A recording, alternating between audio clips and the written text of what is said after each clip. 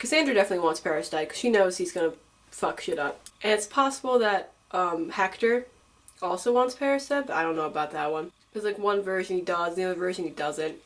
So it really just depends on the storyteller.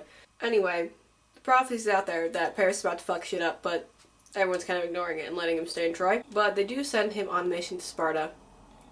And maybe it's because they're hoping he'll get killed. Maybe they're just like, hey, since you're royal now, you're a diplomat. Go to Sparta. Oh, I should specify where Troy is. Troy is near.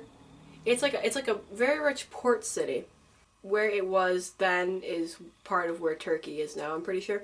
So it's pretty close to Greece, but it was not part of Greece. Sparta is in Greece, and in Greece, during this time, it was all Greece, but like each major city had its own king. They were city-states.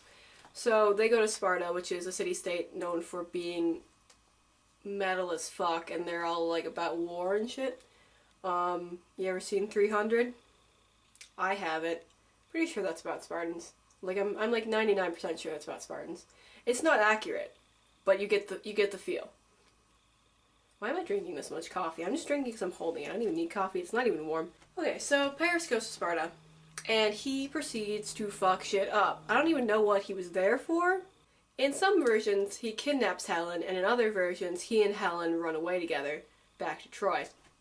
It depends on how you want to see things. So, either way, Helen is the princess of Sparta. She's married to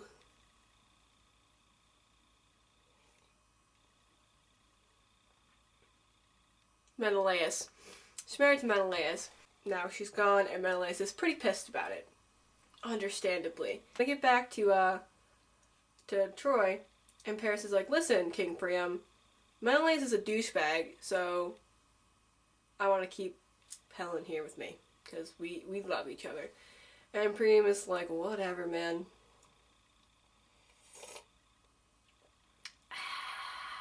That's what Priam's like. Menelaus is like, comes to Troy, and he's like, give me my fucking wife back. And they're like, she's Trojan now. So, now she's Helen of Troy. Menelaus had made a pact with basically everyone in Greece, all the kings of Greece, and he's like, if something happens, you gotta help me fight this war. And this counts as something that happened. So he gets his brother Agamemnon, who's the real douchebag of the story, and they get all the kings, and they're like, let's go fucking do this. And Agamemnon's like, fuck yeah, because he is power hungry. He is so hungry for power that when the fleet is like assembled, but there's no wind, and everyone's like, what the fuck, Agamemnon, make it windy. He's like, what the fuck do you want me to do? And they're like, consult an oracle or something. Let's fucking do this. So he consults an oracle, and the oracle's like, the gods want proof of your dedication, so you gotta sacrifice your daughter, Iphigenia. And he's like, excuse me? And they're like, yeah, kill her at an altar. The wind will start blowing. So in some versions he does, and that makes him even more driven, because he has to make it worth it, and he also goes kind of crazy because of it. In other versions, she gets swept away by the last second by, like, Artemis, I think. But either way, Agamemnon was totally willing to kill his daughter for this shit. So, yeah, that's Agamemnon for you.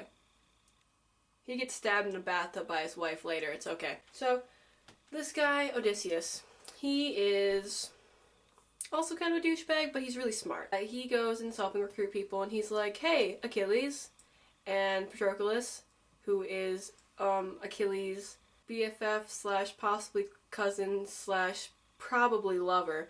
And Odysseus was like, hey, come fight this war. Achilles, you're like the best fighter in all of Greece.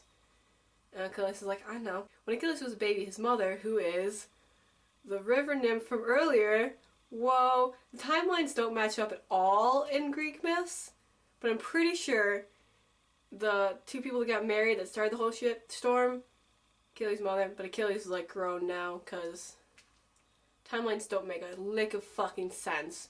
Like at one point there's, like right now, in this part of the story, there's a baby in Troy, who's like Hector's baby, and then like the end of the Trojan War, it's still a baby. Whatever. In the version I heard anyway, his Achilles' mother was a sea nymph, so she like knows shit, and she's like, she heard this prophecy that her son was going to die in war, so she's like, oh shit. So she goes to the River Styx and bathes him in the River Styx. The River Styx is in the underworld, and this makes Achilles immortal everywhere except for his heel. I'm pointing to my ankle, you can't see that. I'm gonna do this. Everywhere except for there. That part's still mortal, and that was because his mother was holding him by his ankle and like dunked him in the river. You ever heard of the Achilles heel? Yeah. Achilles was like thinking about going this war, but he's kind of like, you know, I'll do what I want, Odysseus. So you can't make me go to war if I don't want to, but he actually does kind of want to go to war. He's like talking about it, his mom's like, listen, if you don't go to war, you're going to live a long, happy life and marry a beautiful woman, have children, but no one's ever going to remember you. If you go to war, you are definitely going to die, but people will still remember you in 2014. There's going to be a girl in her bedroom making a video about you. And Achilles is like, 2014, hell yeah! So, because they knew what videos were back then. He and Patroclus and their clique, I forgot their names. It was like the Aquanauts or something. I don't think it was the Aquanauts, but it was something like that. They're like the fucking Black Ops of ancient Greece. So that crew goes to Troy as well. Greeks start attacking Troy. Troy has this huge wall around it. It's like impenetrable. So what they do for the next 10 years is fight outside the wall. Achilles is the best fighter. And they go and sack the surrounding towns. So all the refugees from those towns have to go into Troy, and it's overpopulated, and it's gross, and they're out of food, and it's like this, like everywhere is just slum at this point because there's so many people. And this keeps up for about 10 years.